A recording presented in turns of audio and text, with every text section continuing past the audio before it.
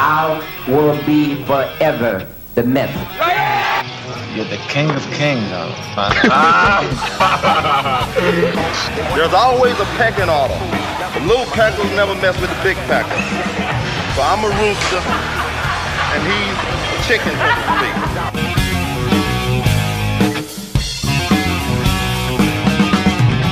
All right, welcome back to the Bodybuilding Legends Podcast. I have two special guests with me this week. Mr. Jerry Brainum, one of my favorite guests. He's back with us again. And we also have 1974 Mr. Bill Grant back with us. We haven't talked to Bill in a while.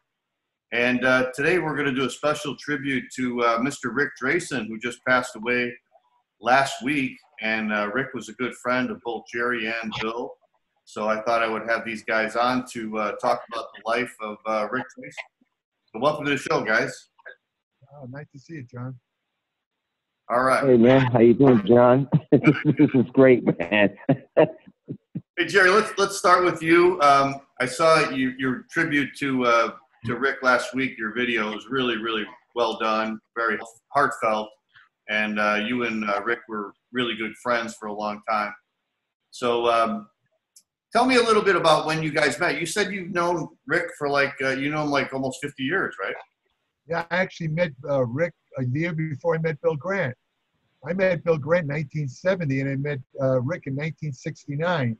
Wow. So I arrived in California on August 21st, 1968. And for the first year, I lived in North Hollywood area, trained at Vince's gym. And then in 1969, right a week after Arnold moved, when he first came out to California, he trained at Vince's gym. That's where I met Arnold. And then Arnold moved to Gold's Gym because he didn't get along with Vince. And, they didn't have squat racks, and, Arnold wanted to do squats. And, so Arnold moved to Gold's. Now, I didn't move to Venice because Arnold joined Gold's. I mean, I moved because I had been taking a bus. You remember Pete Caputo? Bill, remember Pete Caputo? Oh yeah, Pete Caputo. Oh yeah, from New York. Well, Pete Caputo and I were working out at. We were taking a bus from something like, I think it was Hollywood. I can't remember where I was living, all the way to Venice each day, 6 days a week to train at Gold's Gym, and it was 2 hours. It took 2 hours. If you missed the bus, you had to wait like 45 minutes to an hour.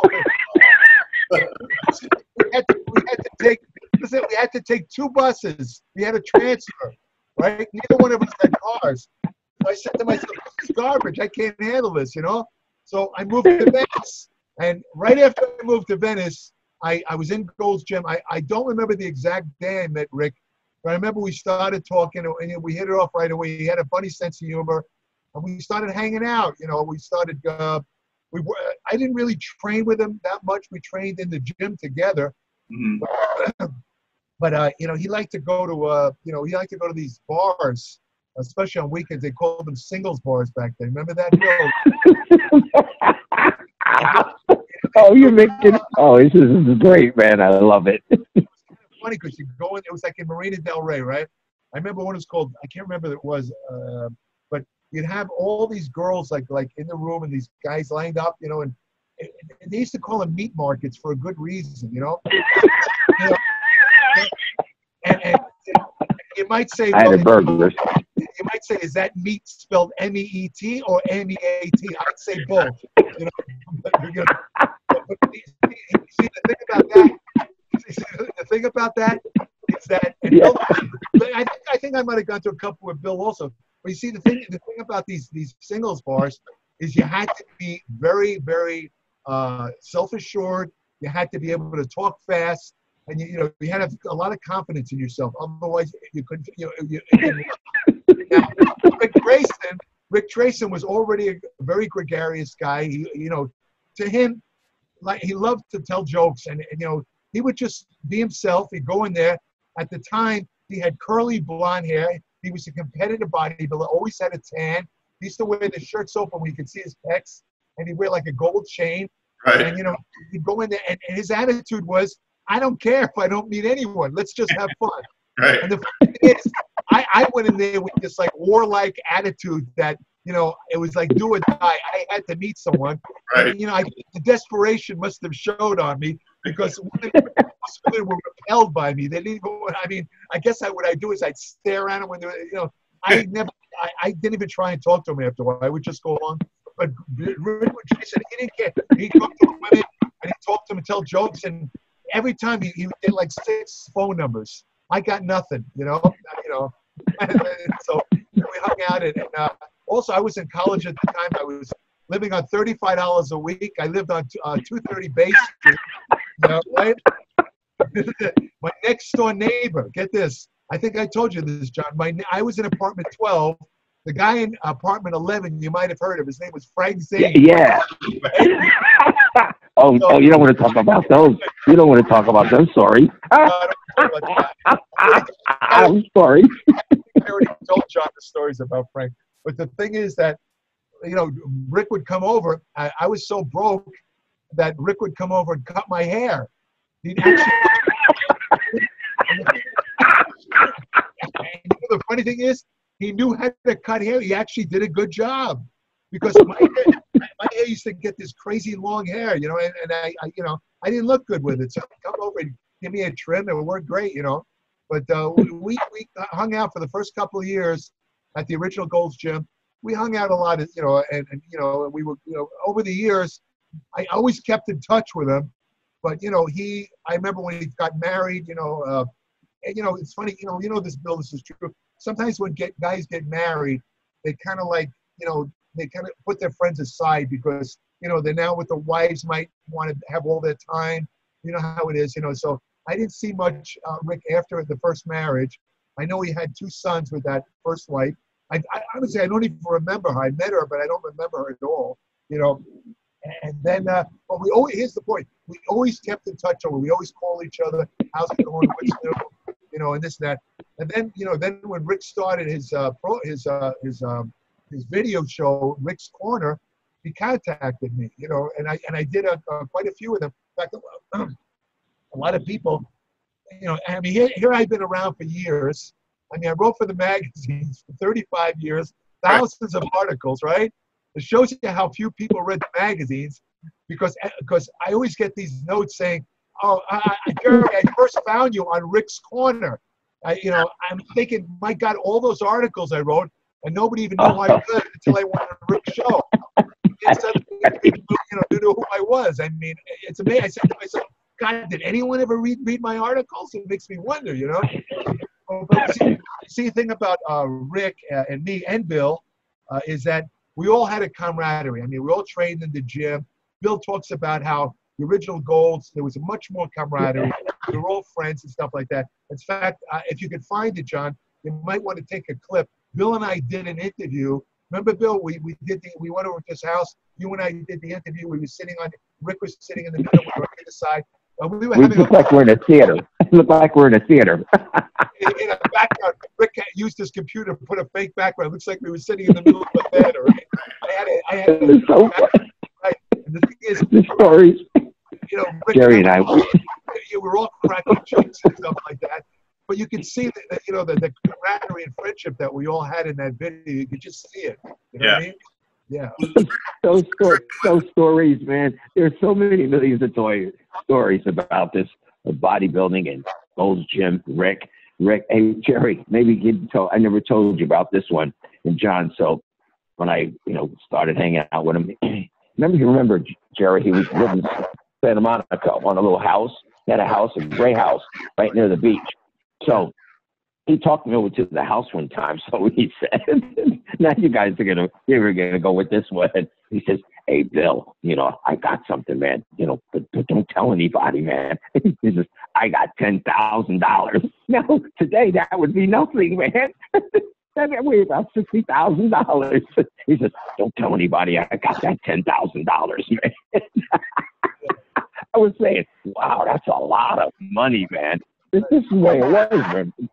But Rick was just crazy. He was so fun to talk to, man. I mean, his stories about the wrestling and, you know, I like Jerry. We didn't work out a lot, but we went to this, you know, to the restaurant together, all of us. Remember? Yes. Remember that one? It's what was it? What was it? Was what was Zetas? What was it? What was the name of the? Zookies? Yeah, Zookies. Yeah. We'd all sit there and eat, man, with Rick, and talk the stories. And he really did a lot for me and Jerry. I mean, going on his show, I mean, more people came to me. I mean, it was fun. It was fun to have those funds, man, to talk to Rick. I remember one time when as a matter of fact, then Jerry, I think I told you I was supposed to go to June, come to June to LA, and I told Rick I was going to do another interview, and that was scratched because of all the virus and stuff going in. I mean, the last time I could have conveyed to seen him, and I couldn't go see him, and it was great, man. It was so funny when I said, Hey, Bill, you did a couple of TV shows with Rick. Any funny stories? Yeah. Oh, yeah. The Cher show, man. We did a couple, yeah. The Cher show. That was great. I mean, if you could have been there, Cher was really nice to us. And she says me and Rick, and, says, well, if anybody bothers you, can come to the door and to my dressing and tell you. I said, Rick, something's already wrong. Let's go knock on her door. Oh, man. We wanted to go right in the thing, even though it was a lie. We just wanted to open the door. Oh, that was so funny. Then we did a wrestling. That wrestling movie. That was so crazy. They gave me 2 weeks. 2 weeks to learn how to wrestle. They almost killed me. I was about 235. I was eating my Wheaties thing at that point. Like Rick ever knew what to do. Hey Bill, is that the movie where you shaved your head? Do you remember you shaved your head? Yeah, that's the one. Yeah, that was the one. Yes, that's the one. Actually, year was that? Bill Grant actually shaved his head for this movie, believe it or not. Yeah. I remember when I got they gave me a flying kick. Oh my goodness! And then one, you jump up and kick the guy. Bam! This one guy, he was pissed because he was a real wrestler, and he was pissed because I had more than him. He actually bite my head, and it really was bleeding. Yeah. It was like a damn vampire. It was real blood. I said, this guy's crazy. But he didn't like me because I had a bigger part than he was, and he was a real wrestler, and I wasn't. Sorry, that's what happens once in a while. Oh, man, the times in that gym. John, the thing about Rick that's interesting is that, you always hear about pro wrestling being fake, right? It's all choreographed and it's fake and this and that. But the truth of the matter is that even though they choreograph it, it's actually a skill. Bill, you know this. You have to learn how to fall, and otherwise you get hurt. You know what I mean? You get killed. Rick was an athletic guy when he was younger. He didn't have all the injuries. He knew how to fly through the air and jump up and kick a guy in the head. But unfortunately, he wrestled so much. He was like constantly on like local TV, travel around the state. He accumulated injuries from I remember him telling me, from his head to his toe. He broke his leg. He broke his arms. He broke his wrist. I think he broke his neck. I mean, he had. This guy, it's as if he was hit by a semi-truck. I'm telling you, the guy. He had knee replacements and stuff like that. I mean, and I said to him, he's telling me all this, and he even put a picture of him, I think, on the internet, a picture of him in a wrestling, outfit, and he had little pointers showing all the injuries he had. There's about 7. John saying, these guys are nuts, man. I said to Rick, this is when we was right before we did one of his Rick's corner. I said, Rick, he's telling me all these injuries. I said, Rick, knowing what you went through and the pain you have now, would you do it again? He says, absolutely. He says, one of the greatest times of my life. I loved every minute of it. That's what he told me. Yeah, he had that ring in his house, in the backyard. That's right. Oh my goodness, man. He loved wrestling. He really did. He really did. I mean, both of them, bodybuilding and that. All the kids would come, and I could see some of the guys over there fighting and stuff.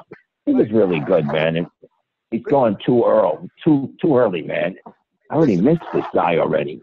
I was on. I wish we could take you back there to the 70s, man. Hey, right, Jerry? Gold's Gym. Oh, it was really great, man.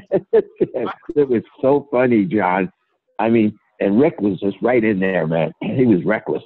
And then when Waller asked him about that, emblem, the logo, and he went. I remember because I was seeing it, and he's stretching this thing up, stretching it up, and it's like, what the hell is this thing, man? Boy, you know what? He made them. They sold a lot of those T-shirts. A lot of T-shirts. They said over 1 million T-shirts, more than 1 million. Thing about that logo, the story of that is, Rick was sitting in Zucchi's restaurant again, and I think Waller was with him, and I don't know whether it was Waller or somebody else asked him if he could do like a little logo for goals, and he took one of the napkins on the table. Yeah. And he wrote the bald guy holding the barbell, and that exact logo he just hands it to Waller. Doesn't ask for any money, nothing, And of course, as Bill said, they used that on all these T-shirts. And I remember Rick saying to me again in another conversation, I said, Rick, well, how much money did you get from the sale of all those T-shirts? And he says, nothing until later on. He got nothing, millions. I said, do you realize if you got even $1, forget $1, 50 cents, forget 50 cents, a quarter of each T-shirts, you would have been a multi-millionaire. Right? And then it was. But now remember, Jerry, at the end, they started giving him money. That's true. At one point, they were giving money. Yeah, wow. And when he did the deal with Joe Gold to design the World Gym shirt with the gorilla holding the barbell, he got money right from the start. In fact, Rick. Wow. See, the thing about Rick that people have to understand, he loved giving out information and talking about the old days so much that for the first couple of years, his show, Rick's Corner, he actually did that for free. He submitted it to a large bodybuilding a website. I don't want to mention the name, but this website used to take articles and videos of people, not pay them, and would use the articles and videos to draw people to their site where they would sell supplements, and they made like $100 million a year. They paid nobody, including Rick. But Rick, I said to Rick one day, when I was doing one of the videos, he was showing me supplements that this website sent him. He had the whey power protein, all that. I said, Rick, how much? I said, that's nice, but how much are they paying you? He says, well, they don't pay me anything. I said, let me get this straight. You send these videos every week to them, sometimes more than once a week, and they're giving you supplements, and they're bragging about making 120 million. Don't you see something wrong with that picture? So what happened was right after that, the managerial, I guess they sold the site to somebody else, and the people they sold it to were like not interested. Just like Gold's Gym for the last couple of years has not been owned by bodybuilders. Joe Gold has been owned by people that know nothing about bodybuilding. I know it sounds funny, the famous Gold's Gym. They have stopped Bill Grant from coming in. He's had numerous world titles. It goes back to, and they said, who are you? And they stopped Dorian Yates when he was the current Mr. Olympia.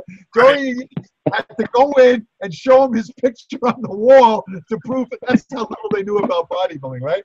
But see, this new crew, they knew nothing. Nothing. The new crew that took over the site, they were like business people. They knew nothing. And what they did to Rick's video, remember, he was giving it to him for free. They took his video and they hit it so deep, and they weren't publicizing it. And so, Rick said, "Hey, what are you doing? Come on, why are you hiding my videos?" And they had a hard, they gave him that famous, take it or leave it type of attitude. She said, "I'm leaving it," and he left.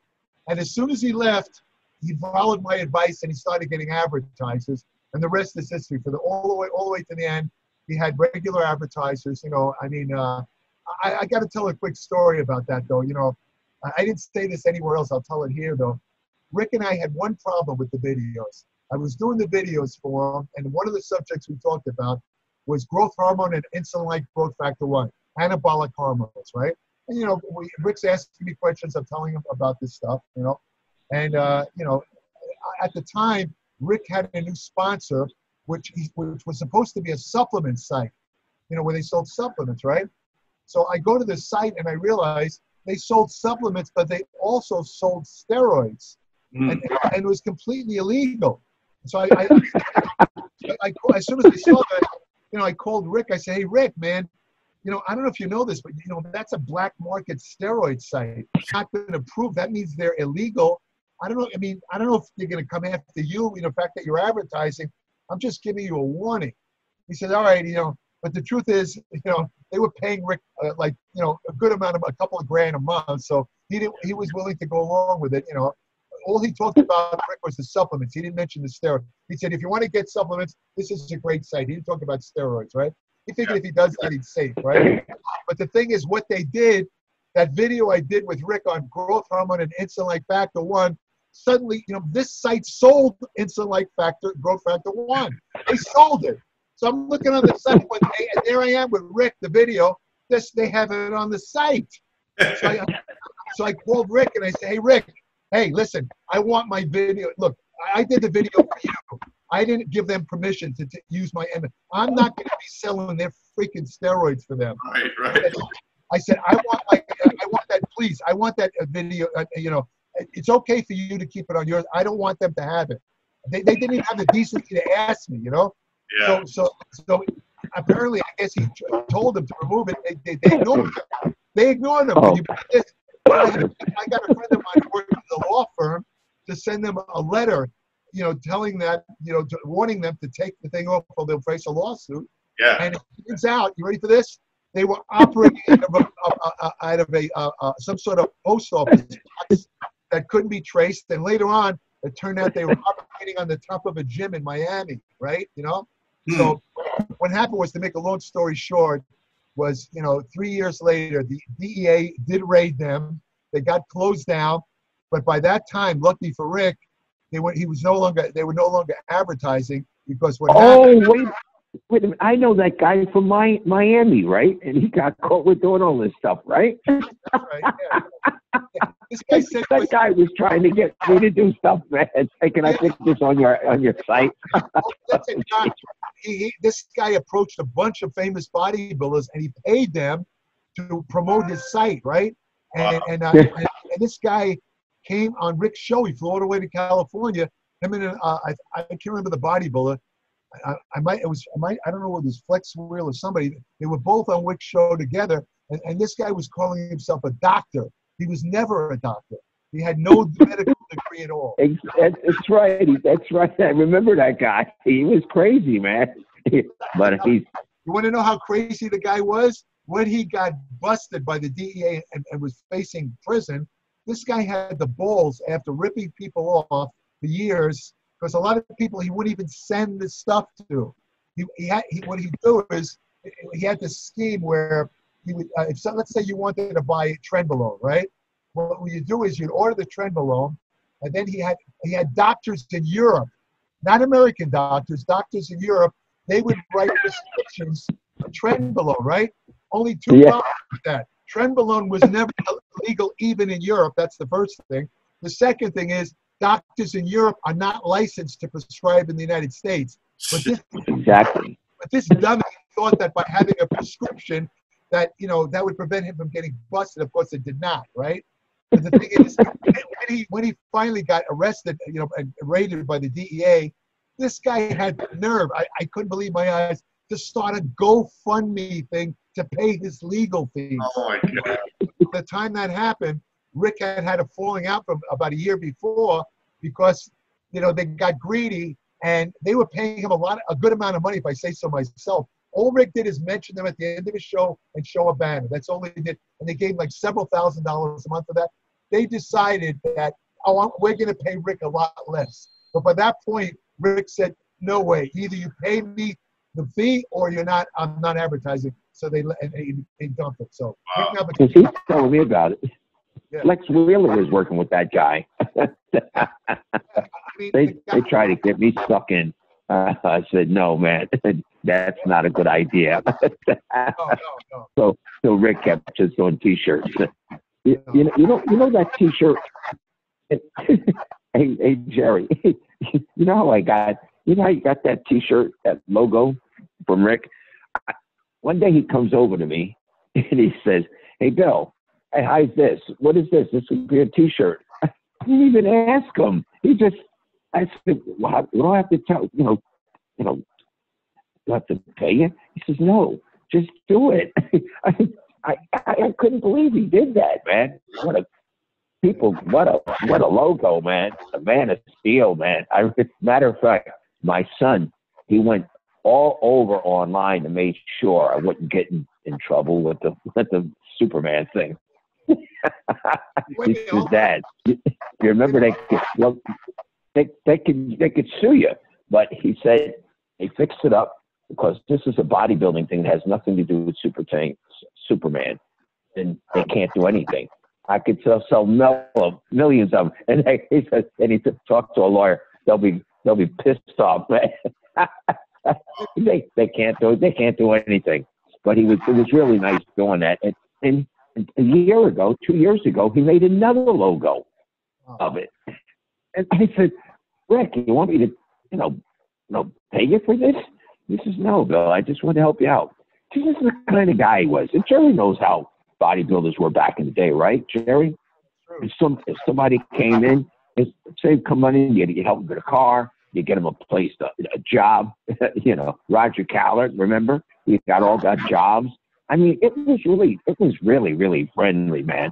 And me and Jerry, man, we used to hang out.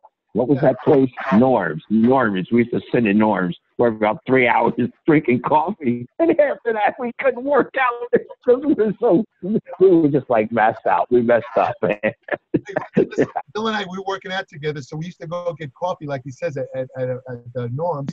We were sitting in a Norm's one day, right? We had about 5 cups of coffee already. And I look out the window, I see a big Rolls Royce pulling up, right? I said, who the hell is this, And I say, hey, Bill, look, there's a roll. And I always used to play jokes on Bill. I'd say, hey, Bill, look over there. And then, be nothing there. So he thought I was joking, right? Yeah, right. Rolls Royce is pulling up to a Norm, sure, right? Who gets out of the Rolls Royce? It was Barbara Streisand. Wow. She walks right by. She walks right by me, Bill, sitting at the counter. And I remember that she went to Erasmus Hall High School in Brooklyn, where I'm from. So as she's walking by, it turns out the reason she came in the restaurant, I guess she had to use the bathroom so bad that she had to just stop the car and ran into the restaurant. She walked by and I said to her, Erasmus, hi, yay. I went like that. And she gave me the dirtiest look. I'll never forget it. And I looked at Bill, I said, what's wrong with her, man? I mean, she didn't even answer me. She just kept walking. It was kind of funny. I remember that. Yeah. You talk about Rick with his videos. Was YouTube around back then, or did he have to put it on a website in order for you to see Rick's corner? I believe YouTube was around. They were much lower level, but yeah. he would send it. Was it there? Yeah, I think they had YouTube, but it might not have been when he first started the videos. Maybe YouTube didn't exist because he would send the videos directly to that supplement site that I talked about. What year did he start? Right. What year did he start his website? I think he might have started around 2007 or something like that. Okay. Yeah. Hey, how many years did Rick wrestle for? Oh man, he started when he was. Let's see. Oh God, he must have been. Oh, I think he was still a teenager when he started. I don't know exactly when, but it had to be like 30, 40 years. Wow, 30, 40 years. Wow. Was he from California originally, Jerry?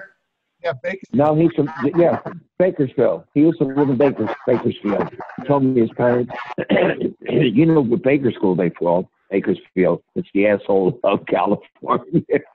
Yeah. It's such a bad place. Rick was so happy. He told me the story. He was so happy he got out of Bakersfield. He said, really, he told me it was the worst place in the world anybody could live in. Hey, listen to this. Rick was once telling me a story. He said he went back to Bakersfield for a visit, right? Now remember, he's still working out and he's in good shape. He says, you know, Jerry, I couldn't believe the guys who I knew, I went to school with. He says they're like big fat guys. They have he says they look like they're like 30 years older than me. He says they smoke, they drink. He says they're the same age as me. He says he says it just goes to show you what happens when you work out. You know, they completely degenerated, these guys. Yeah. Whereas I mean I've gotten older, he says, but not like these. He said I didn't even recognize these guys. Yeah. That story. Yeah. Hey, when Rick drew that logo for Gold's, who was the owner of Gold's back then?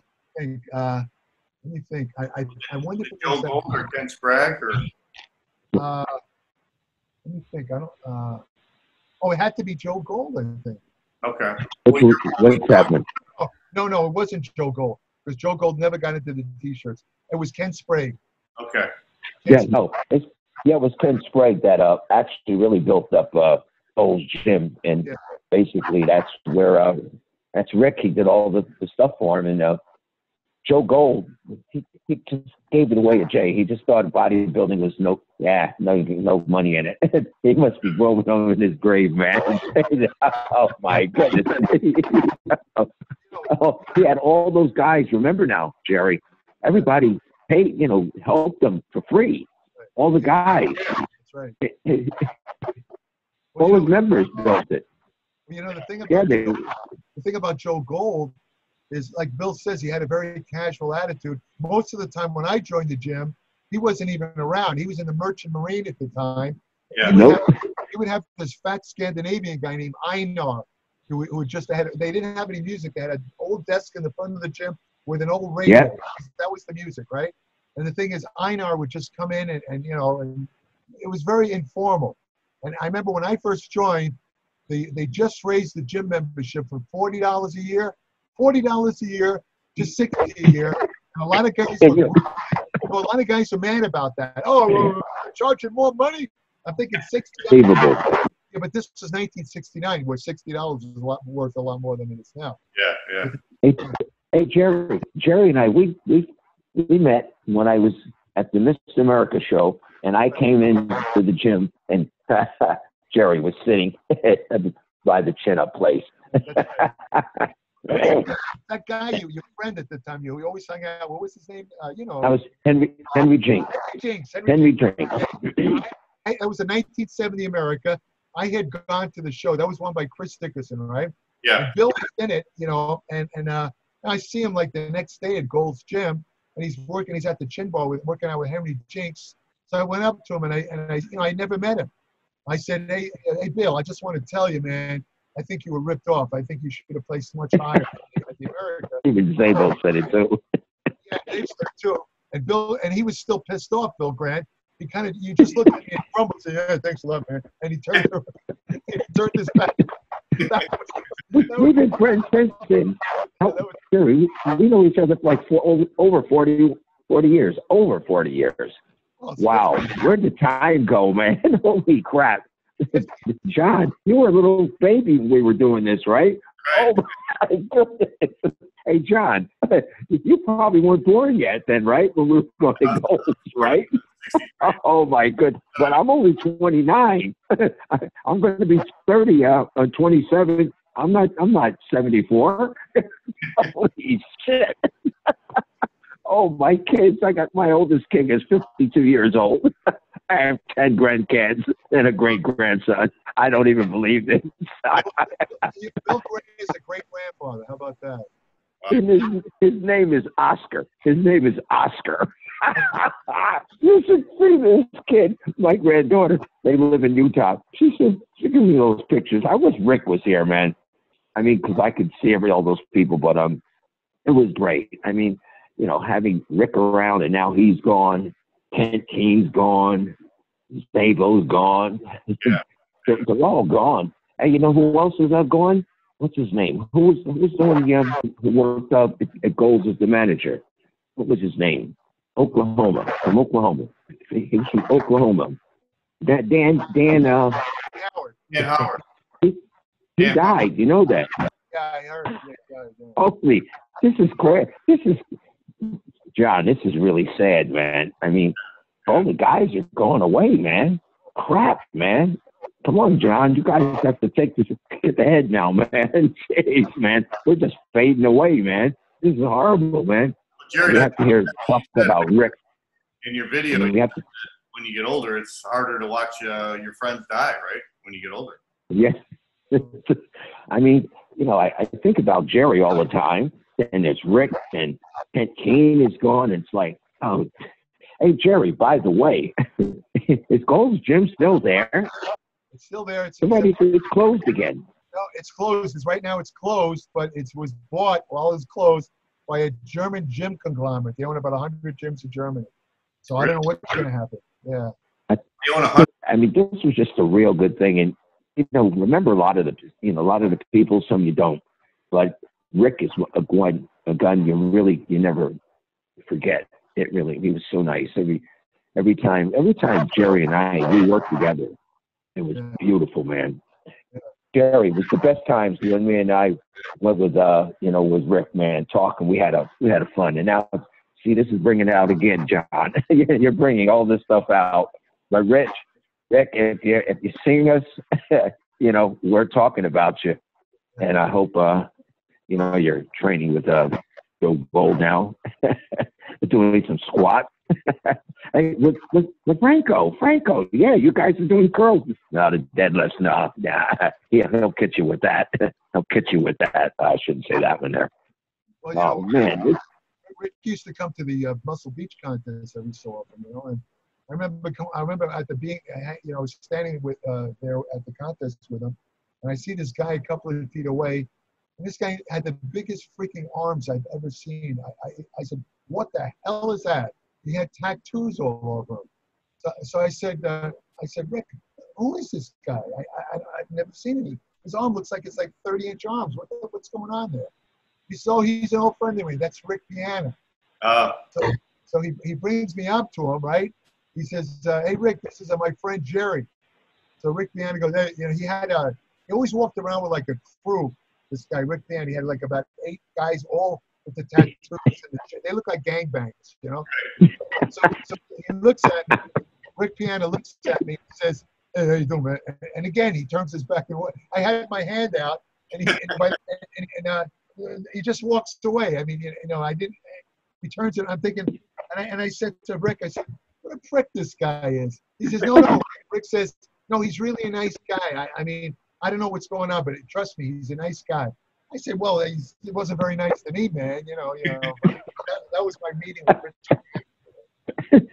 Yeah, those days, man. Oh, Zuki's sitting there eating, and John, you could never imagine how much it costs to eat. Now you remember Jerry at the Germans. You get in there, what, three eggs, you know, bacon, you get toast, coffee. What about $1.50? You can't even get a cup of coffee for $2, man. This is why, John. Those were great times. It was, man. It didn't cost a lot. My partner, remember? At the beach, $180 a month, and Joe Weider paid that. $180 a month. That's probably about $2,500 now. Yeah. Remember Joey's apartments we had? It was so cheap, man. Those things are 5 pounds of that. Oh, it's so bad. It's so bad. Germans was run by a German family. The cook was was this German guy. His sister was the waitress, right? And the mother worked there. The whole family. And like Bill says, I used to go in there and get a 6-egg cheese omelet, toast, and coffee, and it cost me $1.50. That's how much it cost. Now now, John, you know that'd be $25 right there, right? It was so good. You just go in. They knew us all.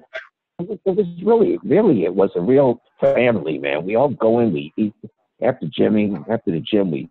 Sometimes we go over there to eat there. Some people go otherwhere. Then we go on the beach, you know, with the pen was, but it was so great, man.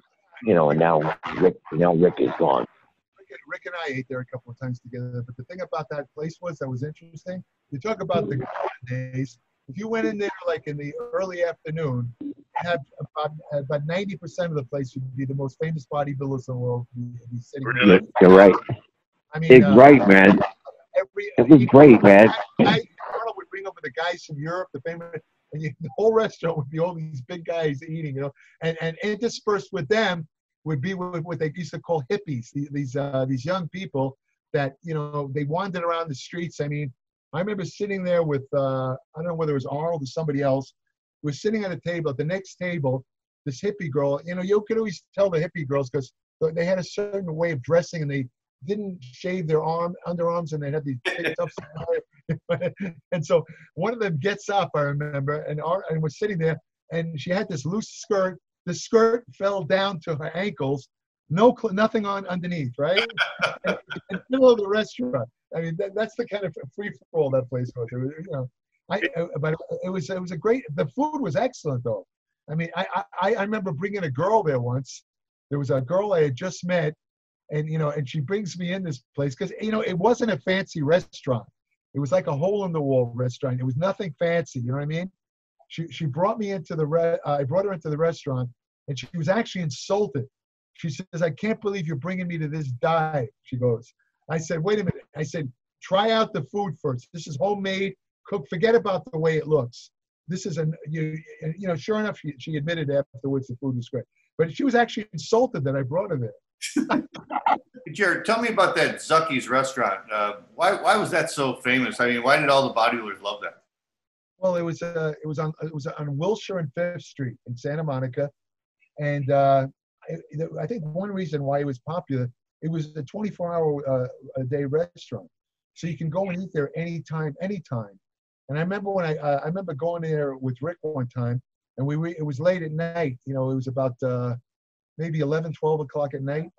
And Rick said to me, he says, "Look around." I said, "What is it, Rick?" He says, "Look at all the weirdos in here." There was like all like crazy people in there. Like, you know, I mean, it was just and they had good food. And, you know, this is the place where Arnold met the woman you interviewed, Barbara. That's what I was asking about, yeah. Yeah, she was working as a waitress there. And I remember her working as a waitress there. Oh, you did? Yeah, I didn't talk to her, but Arnold obviously did. You know, I mean, but it had good food, and it was not far from the gym. You know, it was like, you know, 5-6 minutes away from the gym. And you know, it had a little bit, like I say, the feature was that it was open. You know, you can go in there anytime, 24 hours a day. So a lot of the bodybuilders would eat there. Arnold used to like to eat there. And there was a pie place across the street. Sometimes Arnold and Columbo would eat their meal at Zucky's and just walk across the street and get some pie. Oh, okay. At the House of Pies, it was called. Right, I remember that too.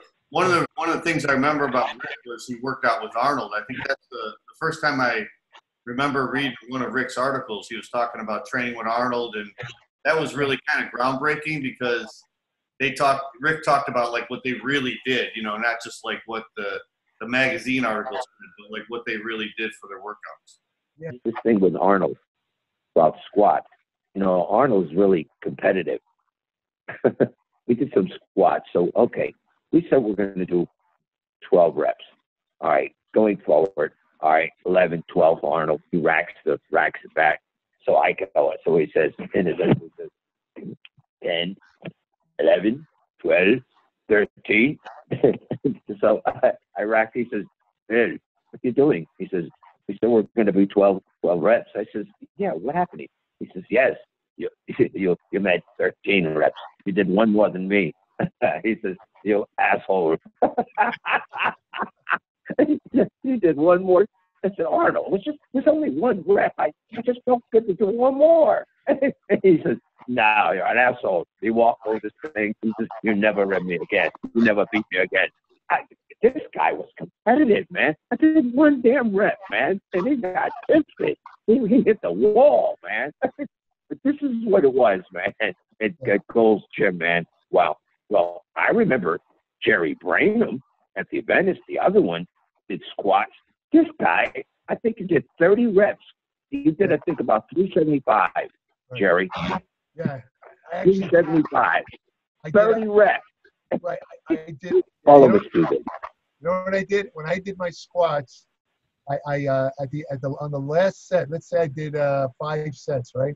On the 5th set, I would cut the weight down all the way down to 225 pounds, right? Mm-hmm. And I tried as many reps as I can. And I remember one day I got 100 reps. Wow. Really? Yeah. But here's what happened. I have asthma. And I was breathing so hard. Get this. I'll never forget this. By the end of the set, I was breathing so hard that I suddenly realized my lungs had contracted and I literally couldn't breathe. And my asthma inhaler was in the locker room at the top of 2 flights of stairs in the locker room. My legs were so dead. You won't believe this. From doing 100 reps, people thought I was crazy. I had to crawl on the floor all the way. I looked like a baby crawling on the floor all the way up to the locker room. By the time I got to the locker, I was like half dead from lack of oxygen. I got my oxygen inhaler and I survived. That shows you how crazy I was back then. Right. This was we were just crazy. We were nuts, man, doing stuff like that. Oh my goodness. I mean, you just train and train. Look, Tom Platt squats. He did like about 50 reps. I mean, and he sat down. He was sitting on the floor. I don't know how he did it, man, but I think about 50 reps or something like that with about 400 pounds or something. Right. Wow. Hey, Jerry, getting back to Rick, how often did he train with Arnold? Was that just a certain amount of time in the beginning when he first went to Gold? John, concerning your question about Rick training with Arnold, see, the way Arnold worked is, there was a myth that Arnold's main training partner was, I think we talked about this before, Franco Colombo. That's not true. Franco had this, I think I told you, he had a kind of freestyle way of training. Yeah. You'd come in and basically do whatever he felt like, he might do triceps 3 days in a row, or just chest. Arnold was a little bit more regimented. He trained certain muscles on certain days. Right. The way Arnold always preferred a training partner. He did like that. So the way it worked, anybody who was available, he would train with. He'd say, hey, Rick, let's go train legs. Hey, Jerry, let's do arms. Right. When I trained with Arnold, I didn't plan to train with him. I just happened to be, let's say I'd show up with the original goals, and Arnold he'd say to me, well, what are you training today, Jerry? I'd say, well, I'm going to work my arms. He says, I'm training arms. Let's train them together. And that's how I wound up training. And this is what happened with Rick, too. If Arnold, like one time Arnold was training back. Hey, Rick, what are you training? Back. Let's train back together. So Rick would train. There's a famous picture of Rick doing T-bar rows with Arnold. Right. That's how that happened. I mean, it was not like an official thing. I mean, Rick would train with him pretty regularly because they were there at the same time. But Arnold would train with anybody. That's the point of my story. Right. I mean, I'm not trying to say Rick wasn't a special guy or anything like that. Yeah. I mean, like I say, I like what Bill was talking about the squats. I remember training arms with Arnold, and Arnold had these gigantic arms. I was a competitive bodybuilder, but man, my arms looked like sticks next to him. I admit it, right? Yeah. I remember we were doing biceps, and we moved on to preacher curls, right? And I was very strong in that exercise for some reason. Yeah. I was using a 150-pound barbell in preacher curls. Can you believe this? Arnold couldn't use more than 100. Huh. And I remember him saying, he says, how is it that you could use 150 and I could use 100? And look at my biceps and look at yours. And I remember saying to him, I said, you know what the difference is, Arnold? He says, what? I said, you're on steroids and I'm not. Laugh. Still stronger than you. This was the time I was working out. Remember, I don't know whether you were there or not. John, this was a good story. I had my 3 kids with me at the gym, and I worked, like I said, to United Airlines. So I put her and my 3 kids came down to the gym. And then I says, oh, no, man, I got a meeting today at the airport. Man, I can't take my kids. So I'm surveying the whole gym. I says, somebody's got to babysit my kids, man. Oh, my goodness, this is a disaster. I'm looking around. I'm looking around. Hey, Arnold, I said, can you do me a favor? Hopefully, what do you want, Fizz? Hey, can you babysit my kids, man? I got a meeting at the airport. Don't worry about it, Phil. I take it. Yeah, that's what I do. It's scary, man. But okay, all right. I got back. my kids came, and I said, Daddy, wow, we had a great time, man. What did you do? Yeah, he took us to McDonald's, to the beach. We were working out. Oh, we were doing everything. I says, Arnold says, that is fantastic, the kids.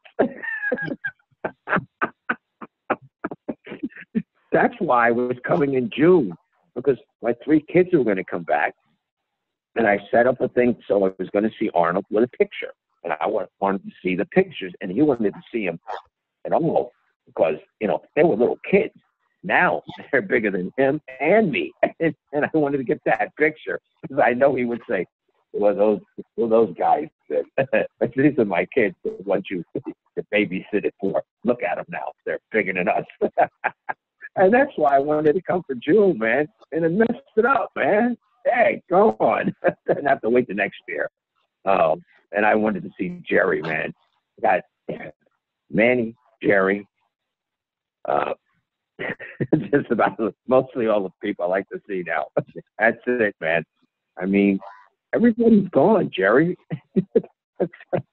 So I come to see you and Manny, man, but I'm coming next year. See what happened with that virus did, John? Can't go anywhere. Hey guys, did Rick ever compete as a bodybuilder? Oh yeah. He competed in he started like in when he was still, I think he was still in Bakersfield. He won a Mr. Central California. He won one of the beach contests, early muscle beach contests. He won quite a few other titles too. Yeah, he actually competed. Yeah. I think a lot of people don't realize how much of like you guys were saying before, how much of an artist he was. I think Dave Palumbo, knew Rick pretty well, and he did kind of a little tribute video to him last week after he passed away. And he was saying how he'll always remember Rick as an artist, for not only the drawings he did for Gold's Gym and World's Gym, but I guess he did a lot of other artwork and stuff, so that was a big passion of his. Well, I put a picture right after Rick passed away. I found this picture that he did a little cartoon of me. Oh, really? I put it on Facebook. Yeah. And he just, it's signed to Ric Drasin. I mean, he just did this like in 5 minutes. He just did this little picture of me. It was, kind of funny. It's like a caricature, Right. I put it on my Facebook page somewhere. Yeah. Well, those were the days, man. Jerry, those were the days, huh? I know. Going to the gym. This was in '74, the year's best Mr. Olympia, right? Oh, yeah. So he says, let's go down to the beach. And he says, I said, all right. And I said, Arnold, it's like nude now. You know that? He says, great. I said, all right. So we go down there, and, we put a blanket down or something, and Arnold immediately strips naked. No Grant were too shy. We stayed in the posing trunks. Right. Neither one of us. Arnold stripped immediately, So he's sitting there. So wait, I got to ask you something, Jared. Is this right off the beach, right off the highway, right off the boardwalk? Wow, that's crazy. Yeah. And then, and you have to understand that, Arnold was not famous in those days except in the bodybuilding world. Right. He hadn't made any movies yet. But the funny thing about the naked beach, most of the people there were not in shape. They didn't look very good. Yeah. In fact, another bodybuilding friend of mine who Bill knows, Dave Dupree, he walked down there with me once. We were wearing clothes, and he suddenly turned to me and he said, Jerry, somebody should pay these people to keep their clothes on. They didn't look good, So, here's Arnold stripping down with the remember, this is like, what was it, about 2-3 weeks before the Olympia? Remember that? Yeah. This is in 74. Do you remember what he looked like in 74? Yeah, that's his best year ever. He looked phenomenal. And as soon as he stripped, I remember every fucking eye on the beach was looking at him and Bill Grant. Not me, but they were looking at Bill Grant was Mr. World. He's also in great shape. And they're looking at these guys and they cannot fucking believe their body. They're literally staring at us, right? Yeah. And Arnold didn't care, he didn't mind, but he's kind of sitting back dozing off. I see this guy at the blanket a couple of feet ahead of us. He has a little camera. This is before they had the phone cameras. He had a regular camera, and I see he's trying to sneak. He was so impressed with Arnold. I guess he wanted to take a picture of us. We're sitting there, and so I nudged Arnold and I said, "Hey, Arnold." I said, "That guy up there, looks like he's trying to take a photo of you, man." So Arnold says, "Where?" I said, "That guy right there." And the guy was lying on his stomach with his wife, right? He had the camera. So Arnold says, "Okay." Arnold gets up, and you remember that famous walk he does in the Terminator? He has that kind of walk he does. Yeah. There's a scene. When I saw the Terminator, this reminded me of that beach because Arnold's walking naked. And I said, "I've seen that before." So Arnold walks with the speedboat, and he's a huge guy. And as he's walking to the guy, I'm looking at the guy. The guy's eyes are getting wider and wider. And like he had a look of terror on his face, because the guy is coming towards him. And Arnold stands above him. The guy and his wife are looking up at him. Everything's hanging out on Arnold. And he just looks down and he says, if you take another photo of me, I would have to take a camera and destroy the film and remove the camera. And so I'll never forget that day. The guy was so stunned he didn't know what to say, and he takes the camera and he sticks it in a bag immediately. And Arnold walks back, sits back down, and as he sits down, a naked girl walks by, and Arnold turns to me. Do you remember? I don't know if you heard this, Bill. But Arnold turns to me and he says, "Jay, this is a good thing." I said, "What's that, Arnold?" It's great that they have a beach like this where guys who never got laid can come and see what a naked woman looks like. I'll never forget that line. Oh my goodness, that was crazy. Like when he took the camera from him, just like in the Terminator. Oh, he wrapped it up. He pulled out all the film and threw it in the sand. The camera in the sand, and it crushed it. Hey man, you messed up my camera. Arnold, man, was crazy. Those days were wow. I could have get everybody back there to the 70s. You'd never want to come back. You would never want to come back here, right, Jerry? Couldn't you stay in the 60s and the 70s? Those were the best times. Yeah. Everything was cheap. I mean, you get a car cheap, food was cheap, rent was cheap. I mean, what the heck happened, man? Well, we had a lot of things. And Ric was part of it.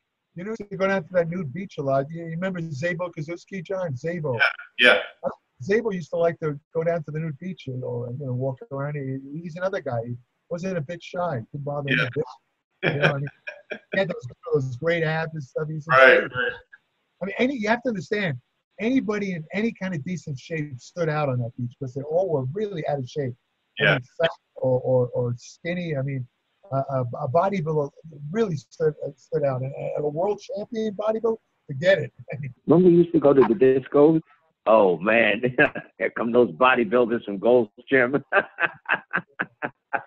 And we used to go to one called Bahama Mamas. Remember that one? Yeah, Bahama Mamas. Bahama Mamas. I was thinking about that one. Bahama Mamas. John, I'm telling you, man, you just like unbelievable, man. Yeah. It was just really fun. Right. Trained like crazy during the week, but on the weekend, the bodybuilders weren't so look, watching their nutrition and stuff, and it wasn't drinking a lot of water then. It was water. It wasn't water we were drinking. We were drinking something that looked like water. Sometimes it was fuzzy in it, or maybe it was a little tinted. Oh my goodness! I mean, it was just those were the days, man. It's like, wow, I just need to go back again, man. I mean, the things we did, man. I remember Cherry. What are the biggest restaurants we went to? What about the one on where did we go? The Jewish store. Cantors. Cantors. Yeah, Cantors. Feel like the chicken noodle soup. Have John, you can't believe it, man. This place was great. Kansas. Is it still there, Jerry? It's still there, but it's closed now because of the COVID thing. Right now it's closed. But did they come back again? Oh, yeah, it's still there. It's still there. When I come out, you and I, we have to go back again. John, see, every time I get there, me and Jerry have to go to Canada. It's just great, man. that was a great place. Oh, Jeremy, man, those days. Oh boy. Back to Rick for a second. I think another thing Rick's always going to be remembered for is all those interviews he did with a lot of the legends of the sport, you know, like that's what I'm trying to do here. But I think Rick was the one who really started that, and a lot of those guys that he interviewed are no longer with us. So those are really kind of timeless interviews now, you know. I think the one he did with Franco was not long before Franco passed away. Right. It was about a year, I think. And I was going to also say that I remember when Rick got this award from World Gym. They had a convention they used to hold, I think, in Vegas. And they gave Rick some sort of Lifetime Achievement Award.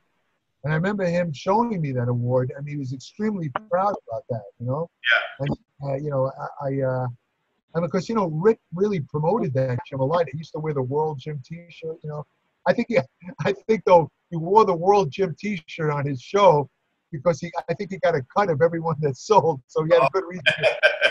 He had a good reason to wear that shit, you know. I mean, you know. But, so wow. Yeah, he did a lot of interviews, a lot of top guys. The one thing that Rick always wanted but never got, which is kind of sad, was he always, and I know this is true with you too, John, he wanted to interview Arnold. Yeah. Because Arnold was a personal friend, you know, and like Arnold, Bill can tell you, every time Arnold sees the guys like us, like Rick and Bill and me from his era, from his heyday, but you can see his face lights up. Yeah. It brings back the days of his biggest, you know. He didn't even do with Arnold? No, he never got. No. And you know, I always meant to say every time I saw Arnold, I remember I was always meant to tell him that, you know, he should contact John Hansen and Ric Drasin, because they would, you know, they'd love to talk about, you know, the history, the golden days. Yeah. You know, and he would, like, you know, before I could say anything, he'd run back to, you know, he'd never give me a chance to ask him. Yeah, right. I feel a little bad about it. Well, I mean, I could still ask him next time I see him, you know. Yeah. I don't have to contact you, but I mean, but it's sad because Rick, you know, we used to talk about that, how, you know, the one guy he really regrets, you know, he says, I know that if I could get a hold of him, he would come on the show. I think he said once something about Arnold had agreed to come on the show, but something came up where he had to go to Europe and he never got back with something like that. You know? Yeah. Well, it's just so important now because, you know, everybody's getting older and, you know, people are passing away. You know, I mean, look at last year, Jerry. We had, you know, I think Ed Corney died on the 1st of January in 2019, and then we lost Franco, and then we lost Joseph Wilcox. You know, Rick passed away. You know, everybody's going away. Why didn't you do that interview with Rick, Jerry? What's that? Jerry, why didn't Arnold do that interview with Rick? That would have been great. He's always too busy, so, you know, he's always. John, you got to get him. You got to get him. I got the guys. He does his website in New York. I'm gonna put that in his ear. Okay. You guys should do it. You guys are doing that thing, but you should both do them. So I'm gonna tell him you should do that. Arnold should really want to do one. He should really want to do it. It's very important to, like you said, John. I really do believe this. To get a lot of these guys that were around years ago, it's like you know, you interviewing them. It's like having a historical record. You know what I mean? Yeah. And I don't think you've interviewed Dave Draper, have you? Oh, I guess he's too shy. He doesn't want to do it. He doesn't want to do it. I think Dave has some health problems too. He hasn't been another guy that I would love to see you interview is Bill Pearl. You know, Bill. That might be a possibility because, like Boyer Coe said, he thinks he would do it. You know, Boyer said that Bill is like really into the history of bodybuilding, so I think he would be important, you know, to do it. John, you know those volumes he wrote. I can't remember the name. Yeah. 3-volume. I have it. I bought it. I have it too. Yeah. A 3-volume. I can't remember offhand. It's basically biographies. Right. Dating way back to the strongmen of the 1890s all the way up to current, and he has bodybuilders and people in the fitness business. Right. And on his Facebook page, he constantly has biographies. Yeah. This is his thing. In other words, I'm trying to say, history is Bill Pearl's thing now. Yeah. And you're the guy to do it because this is also your thing. Yeah. And Bill's is a very nice guy. Everybody likes him. The only problem I could see, John, is I understand, and I hope this isn't true, but I've been told by a couple of people, Bill has Parkinson's disease. Yeah, I heard that too, yeah. He's 89 years old, and I heard a horrible thing. I really hope this isn't true. Somebody told me the other day that he might have a little dementia problem, too. Oh, wow. I mean, that really broke my heart because Bill Pearl was my childhood idol when I was a kid. I used to write to him. I told you about that. I hope it's not true, but I mean, but that is even more of a reason to get him before anything happens. Right now, as I said to you the other day, Bill Pearl now is the oldest living Mr. America. Harry Johnson, who won in '59, died in May. Yeah. Bill Pearl at 89 is the oldest living Mr. America. And we need to get this guy on record. He can talk way back over the 50s, but what a wealth of information Bill Pearl must be. Yeah. Yeah. I mean, that would probably, John, you'd probably have to do like 2-part show for that one. Right. I can do that. He's got so many stories to tell, I'm sure, Bill Pearl. Are they to keep Rick's YouTube channel up, with those old interviews? Here's the deal with that. It's a good question. I'm glad you asked that. You know who Doug Magnoli is? Yeah. Doug Magnoli was a frequent guest on Rick's Corner, Rick's YouTube channel, Rick's Corner. In fact, Doug Magnoli kind of replaced me after I stopped going on there. I had trouble getting up to Rick's place, so Doug started going up there. He was doing them like every week almost for a while, but he was a regular all the way to the end, right? Well, Doug Magnoli, he also became close friends with Rick. He made an offer. He's trying to contact Rick's children. He wants to get this. He wants to continue Rick's Corner with the same background and everything. Oh, wow. He says, I think Rick would really love that to keep the show going. And, and he asked people's opinion. I wrote to Doug, I said, I think that's a fantastic idea. Yeah. Because, Doug is not Ric Drasin. He's not quite the same personality. But Doug is a really nice guy. He comes across very friendly. He doesn't have the humor that Rick has, but that makes no difference. Doug is he was a bodybuilder himself like Rick. And the fact that he's really enthusiastic about doing it, I don't know how Rick's kids feel, but I think that would be a wonderful memorial for Rick to have. I would go on the show. I mean, Doug said, I'd be happy to go on the show with Doug. Yeah, I hope they do that.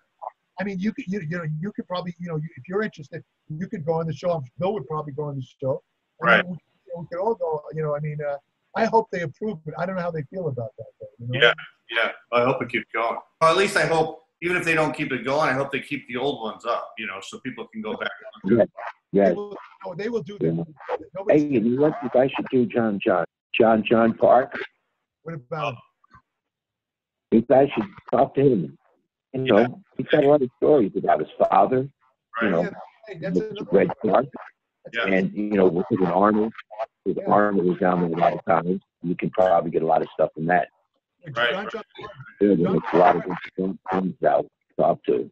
Yeah. But Rick, we're missing him already. I really wanted to see him. I was really going out to June to see him and Arnold and my 3 kids. And then what happens? Wow. Even Kent I was going to see. And I remember talking the last night of Kent Keene. I was on the phone, and then we put down, and 3 days later, he died. Wow. I didn't get a chance to see either. Here's what happened. I actually, like I said, I keep in touch with Rick, but I hadn't spoke to him in a long time, right? Somebody sent me, a guy I don't even know sends me a message about a week ago or so, something about Rick being in the hospital. And I had visited him in the hospital about 2-3 years ago. He was in the hospital. He had some heart problems. He had to be in the hospital. And I visited him there, right? And I remember him telling me he had like 200 visitors. A lot of people. When I visited him, his wife and daughter were in the room, right? So, as soon as I got that message about him being in the hospital, the first thing I did, I grabbed my phone and I called him. Right. Sure. He answered the phone. I said, Rick, what's going on? You're in the hospital? What's going on? He says, well, I'm having some problems with my kidneys, I think, and on my legs. I actually can't walk. He says, but I think, but his voice sounded okay. You know what I'm saying? Yeah.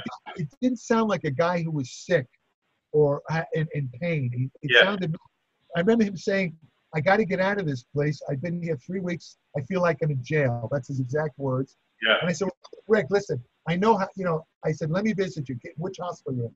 He says, you can't come here because of the COVID thing. They don't allow visitors. Right.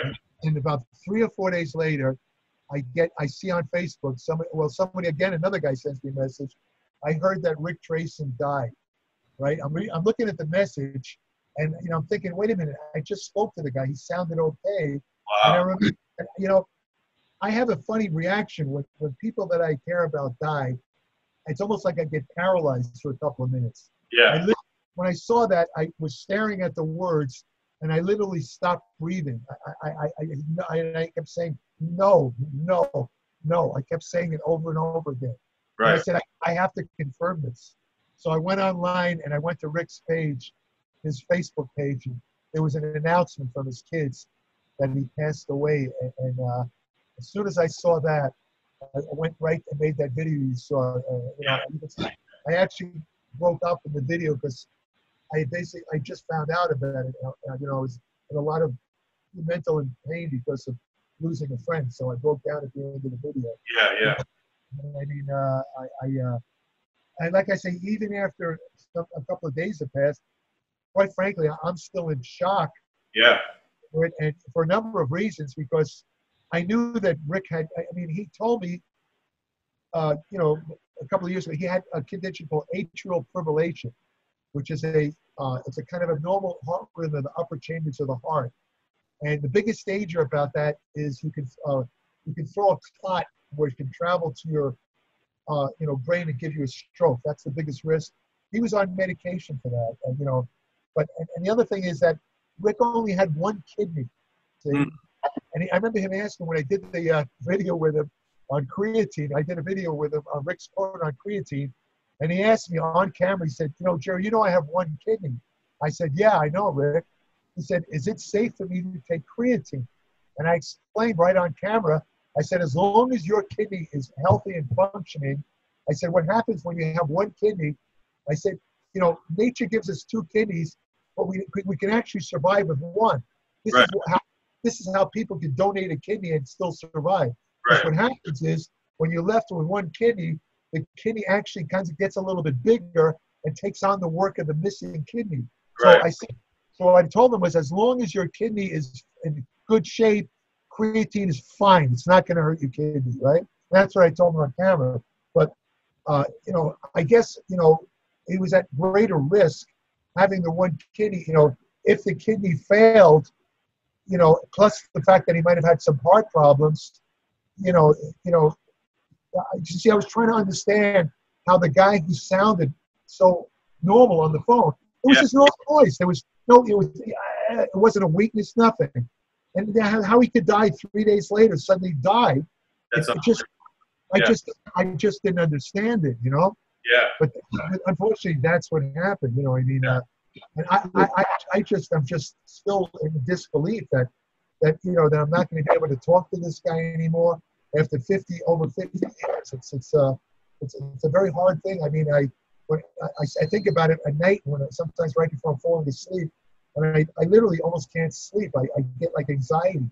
I have to take like herbs just to fall asleep because it bothers me so much. Yeah. It really does. I've got a few friends from Chicago that I've known since like the 80s, the early 80s.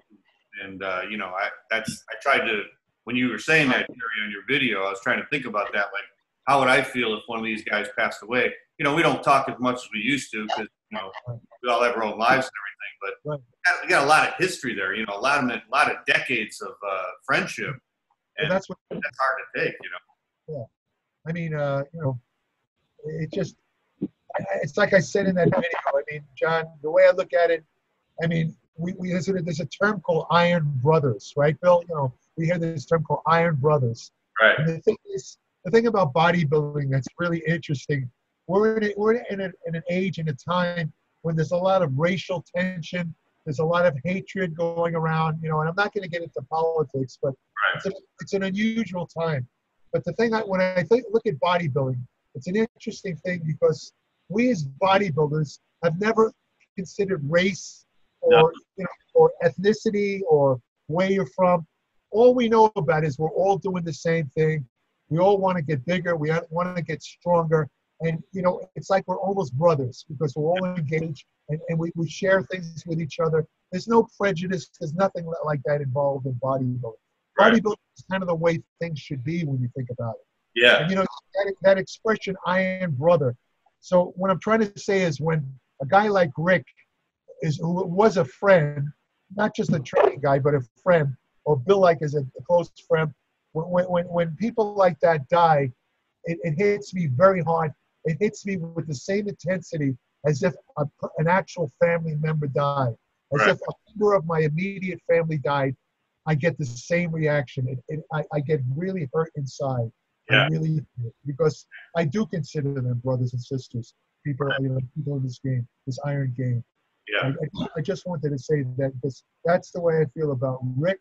And I also, judging by the comments that were left under the memorial video that I did on Rick that I posted on YouTube, I think a lot of other people felt the same way because I got comments saying, I never met Ric Drasin, but I felt I knew him just from watching his videos. Yeah. Because he came across as such a warm, nice, caring guy that I feel a personal love. Those are the kind of comments I got. Yeah. I mean, it's like a brotherhood, I mean, people kind of feel pain by his loss who never even met him. I mean, you know what I mean? That's what almost like a big fraternity and stuff. Yeah. That's one of the things I really love about bodybuilding. You know what I mean? I've been a lifetime bodybuilder. I use the word bodybuilder in parentheses because I don't have much of a body anymore, which I admit. I try to stay in shape. I do it. I'm only, as I said to you many times, John, I'm only training for health. I'm not trying to, a Masters champion or anything like that. I just want to stay alive. That's all I'm trying to do. That's my only goal. But the thing is, I mean, it's all about longevity, man. Longevity. I mean, no matter where I went, all over the world, people, guys in different countries, they would welcome you and it wasn't because I wrote for the magazines. They would welcome you like they knew you for 30 years. It was the oddest thing. Yeah. I remember going to Sweden and this guy picking us up at the airport. He was an American guy, black guy, who had lived in Sweden for 12 years. And he said, "What do you guys feel like eating?" And I told him, he took us right from the airport to a restaurant, and we're all sitting there, and he orders in Swedish, and he's talking in Swedish, Phil. And I swear to you, he had it down so well, my jaw dropped. I said, this guy was a competitive bodybuilder. He was still competing. He was a pro body. I don't remember his name. He was, but I said, my guy, I said, you sound like you were born here. I said, how do you speak the language so well? He says, Jerry, he says, you live in the country for 12 years. You better learn the language or forget it. You're in trouble. He goes like that. So, but the thing I remember about those trips is that no matter where I went, whether it was Italy, Germany, England, you name it, and I know Bill can verify this, the other bodybuilders treated you like old friends, like they knew you for years. Now, Bill was a special case because he was a famous bodybuilder. So he got even probably more love than I ever got. Am I right, Bill? Yeah, the bodybuilders in Europe were really great, man. For the years I lived there, it was so unbelievable. Even now, when I go back and forth, especially like Finland, all the countries now. I remember the first time I trained, went to Sweden. I went to the gym. It was the worst gym. It was a wooden benches, man. This was the worst thing I ever saw. I couldn't believe it. If you go to the gyms now in Europe, they're just as good, isn't it? Good or better than here. They are very good, man. And these guys are looking good. Remember, Jerry, they would come out, they could win anything. Now, I think they got the magic thing. But these guys in Europe, they train and train. Every time I go over there for a month or two, man, you go and training with these guys. They just love it, man. And it's inspiring to see these guys. I got to tell you a quick story. It reminds me, in line with what Bill's talking about. I was covering what they call the Grand Prix Pro Circuit years ago in the late 80s. Yeah. And there was a bodybuilder, you guys might remember, a guy named Eduardo Kawak. Oh, yeah. He won no less than 4 NABA Miss Universe titles, this guy. He was from Lebanon.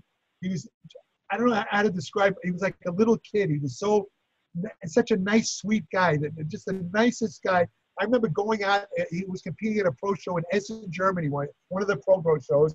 And he says, Jerry, let's get something to eat. And the only thing we could find open, it was 1 o'clock in the morning, was a McDonald's type of restaurant that sold hamburgers.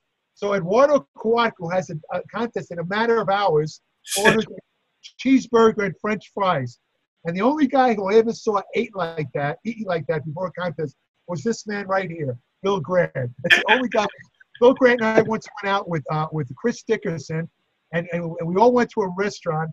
And Chris Dickerson was trained. Bill and Chris were trained for a pro show. Chris orders something like baked fish and a vegetable. Bill Grant orders a cheeseburger with French fries. And Chris Dickerson says, he says, "Is this a practical joke?" I ate everything, McDonald's, everything. I never died it. Chris Dickerson says, "Wait a minute, is Bill joking? He's not really going to eat this, is he?" I said, "Yeah, he is going to eat it. Watch him." He ate it. But getting back to Kawak, we were on this Grand Prix thing, and Eduardo had a gym. We were in Cannes, France at the time. There was a pro show in Cannes where they held the movie thing each year. And Arnold lived in Nice, which was only like a half-hour drive away. And Arnold was going to all the other pros, and everybody say, "Hey guys, come and see my gym. I want to show you my gym in Nice. Please come." Everyone shine him on. And hey, listen, we're too busy. We got to get ready for the show. Sorry, Eduardo, we don't have time. I'm just a writer, and I liked Eduardo. I said, "Come on, Eduardo, let's go." And when we go in a little car, a half hour later, we arrive in Nice, which is a very picturesque place. Now, I got to be honest with you guys. I expected Eduardo's gym to be a real crap hole. I don't know why. I thought it'd be this horrible, like Bill was describing, like wooden benches and real garbage. I go in this gym and I swear I almost fell on the floor. The most ultra. I remember they were like red and yellow machines or something like that. The most ultra modern equipment, the most beautiful equipment you could possibly. His wife was there, very nice person also. So Eduardo and I worked out, and remember he had a contest that night in Cannes, France. I said, "Let's go get something to eat," right?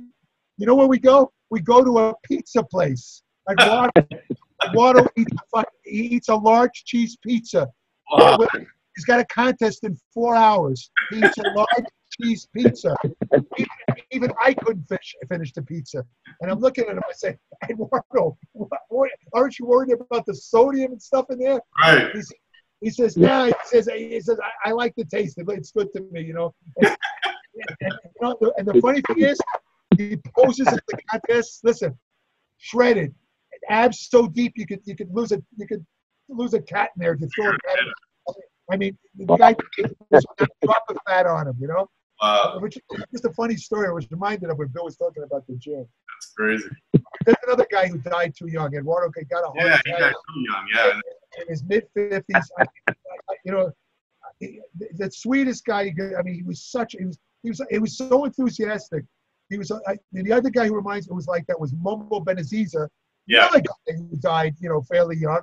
These guys reminded me of children, not in a negative sense, because of their absolutely rampant enthusiasm. They just loved it. They loved training. They loved talking about it. It was just funny. I just used to smile to see that enthusiasm. Right. God, I don't know if you know this, but I got contacted by Rick's daughter, Sammy. She told me that they're going to be putting some sort of streaming memorial show to Rick, because they can't have funerals and everything. You know what I mean? Yeah. They make this memorial thing, and you can't even do that. I already submitted a video. You know, she asked me to submit a video. I submitted a short video, but I just wanted to mention that I don't have the date yet when it's. But I imagine, because she said to keep it short, my video, that means that a lot of people will probably be talking on that show. You know. Yeah. I'm going to make a prediction right here. I'm predicting that one of the people that'll be talking on that show is Arnold. Yeah. I think that Arnold will finally appear on Ric's show. Unfortunately, after it'll be like a posthumous appearance on Ric's part. That Arnold might, you know, the least Arnold could do is send a video over and talks about. Where are they going to post that, Jerry? Are they going to post it on his page? On his YouTube channel. YouTube channel? Okay, great. Yeah. Okay. Good. I'll let you know when they send me the date. Yeah, and I'll tell my audience too. So like, I haven't heard, but I imagine, I'm guessing, you know, I'm sure Doug Brignoli and they asked me if I knew anyone else who might want to. I mean, if you're interested, John, I could refer you also to them. Yeah. Things about Ric, because you have like 5. They're still collecting them. You have to like next Friday to send in anything. Okay. No, but if you're interested, I could also. Yeah, absolutely. I'll tell them about you also. You know. Okay. I like I say, I think they say about Ric, John. You know, like I say, when I hung out with him years ago, he always had this like rich, thick, curly blonde hair. Mm-hmm. You know, and I remember the first time I saw him with the shaved head, I was like shocked because Ric was really proud of his hair. Yeah. You know, I mean, I didn't want to ask him. I said, I wanted to say, Ric, did you lose your hair or did you just shave it? And I didn't ask him. I thought it might be too personal, but apparently he did it because he was trying to develop a certain wrestling character. And, you know, the guy was like a meaner type of guy. I think he called him what was it called? Not the Terminator, the Eliminator, something like that. I mean, and, you know, he wanted a persona where he looked kind of scary. So he felt that with the curly blonde hair, he had too much of an old American boy look. It didn't go with the mean guy. Right. So he shaved his head to have that mean look. And the funny thing is, one of his early advertisements on his when he got the advertisers on his YouTube show was a device for guys to shave their head. It was like a special blade that you could like trim, keep your head shaved. You know, that was his first advertisements. Yeah, that's cool. Well, he had a good look. He had a good look, though. You know, for a guy who was older. You know, that's a lot of people I notice. You know, when they get older, they try to hold on to the little bit of hair they got left, or they'll use whatever, and it doesn't look good. He just shaved it and he had the goatee and he had a good look. You know what I said to Ric when the very first time I saw him in person, I said to him, because he had the shaved head, I said, "Now I've seen everything." He says, "What do you mean?" I said, "You go so far as to shave your head just to sell more of those T-shirts with the bald guy on it." I said, "I've never seen a guy like you," and he laughed. All right, guys. Oh, boy. I'll let you guys go. I just wanted to thank you for coming on the show and giving a little tribute to your friend Ric Drasin. I was glad to have you guys back on here. It's great, man. It's always good to talk. All right, John. Jerry. Yeah. Hasta la vista, Jerry. I'll be back. See you, John. All right. Take care, guys. Thanks for coming on, and rest in peace, Ric Drasin. I'm glad you guys were able to come on and give a little tribute to your friend because I know he meant a lot to you. That's right. Okay. All righty. Take care. Thank you.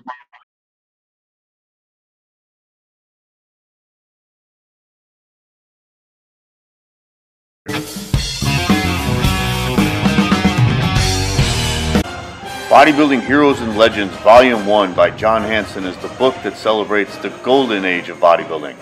This was the era in which legends such as Arnold Schwarzenegger, Sergio Oliva, Frank Zane, Robbie Robinson, Cal Skalak, and Mike Menser battled it out on stage for the biggest titles in bodybuilding.